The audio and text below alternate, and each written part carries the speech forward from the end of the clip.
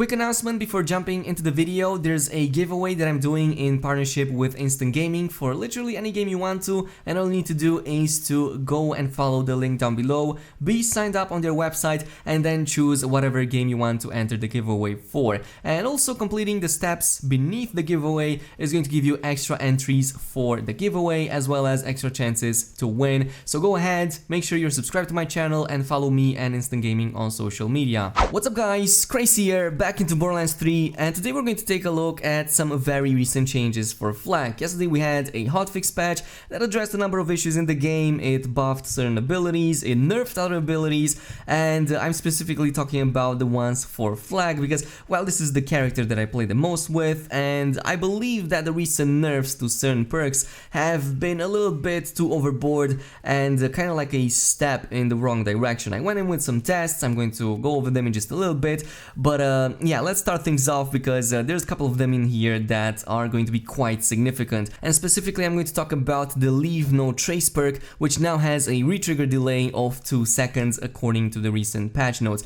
And if you don't know what that skill is, it's basically this one over here, the one in the Hunter tree. Leave No Trace. When you score critical hits, there's a chance for 1 ammo to be added back into your magazine, with a chance of 36% when investing 3 out of 3 points into it. So this was kind of like a central piece to the FL4K crit build because you would constantly pull on crits, either from the fadeaway ability, either by simply aiming at the weak spots, and because you had this perk over here, it would just give you back ammo and you would not need to reload as often, meaning that you could just shoot for longer and deal more damage, have more DPS, so it was one very important skill to have. With the new patch, unfortunately, it basically has a 2-second internal cooldown, which means that there's a wait time before it retriggers again. So yeah, I went in, I did some testing, and it was actually quite surprising how big this nerf actually was, to the point that, as you obviously can see over here, yeah, I stopped investing any points into it. So let's start with the nerfs themselves because this is quite significant, and I went in here with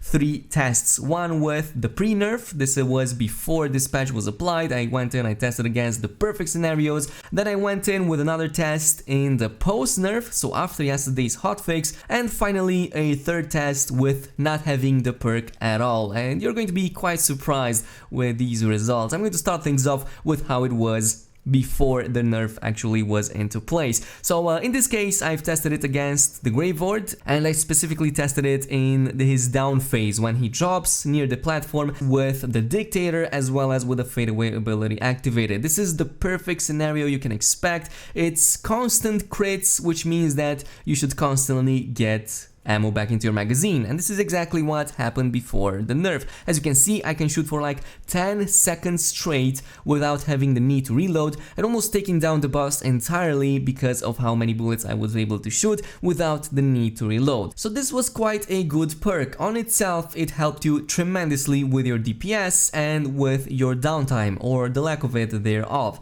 Now, I did go ahead and test it post-nerf as well, and here are the results. And in the same scenario, with the same weapon, with the same amount of ammo, yeah, unfortunately I could only run it for about 5 seconds before I needed to reload. So that is like 50% of what it was previously. You might say that, okay, that is not that bad, it's just 5 seconds, maybe it was needed, maybe the nerf is justified, and yeah, it definitely is in part justified. I can see Gearbox's reasoning for why this would deserve a nerf, but here is where the test became interesting, and this is why I said that this skill kind of became a little bit obsolete. So this is another run that I made without having the perk at all. I mean at all, it's not even invested into it, and look at this, the timer stops at 4:26, so less than a fraction of a second than having the perk fully invested into. It almost makes it entirely pointless to even invest points in this skill anymore because the difference is absolutely marginal at best. So you can probably imagine how insignificant it's going to be in just regular gameplay when you don't get to pull so many crits constantly, when you don't have a stationary boss who doesn't move, who just stays in and has a big crit point exposed. Does it make a DPS difference? Does it increase your DPS overall? Well, it kind of does. Any additional increase is definitely going to help you. Is it small? Is it big? Well, I mean, you already know the answer to that. It's quite insignificant to the point that you would rather go in and just invest those 3 points into something else. Now I also went in over the Rakk Attack status effect change. So what it did is that the new update made the status effect chance to be increased to 100%, which means that your Rakk Attacks are now going to have a guaranteed chance to apply their status effect. In this case, if you leave it at base, it's going to be fire. If you add the cryo effect, it's going to be cryo. So this definitely came in useful. It's definitely noticeable against regular sized enemies, even against like big enemies that normally don't get affected by status effect as easily. But in general, the Rakk Attack build is not really anywhere close to like the crit build even after all of these nerfs. The changes over here are just too insignificant to even sway you in the direction of a Rakk Attack build. And I did test it out with some almost best in slots items for this type of build, and even when I was able to spam this, it was severely inefficient compared even to the most basic of weapons. The Rakk Attacks in the end game on Mayhem 3 are just inefficient, and the newest update definitely doesn't help that much with that. But yeah, this is all there is to it with the flag changes and other changes in the newest hotfix. Tell me what you think about them down below,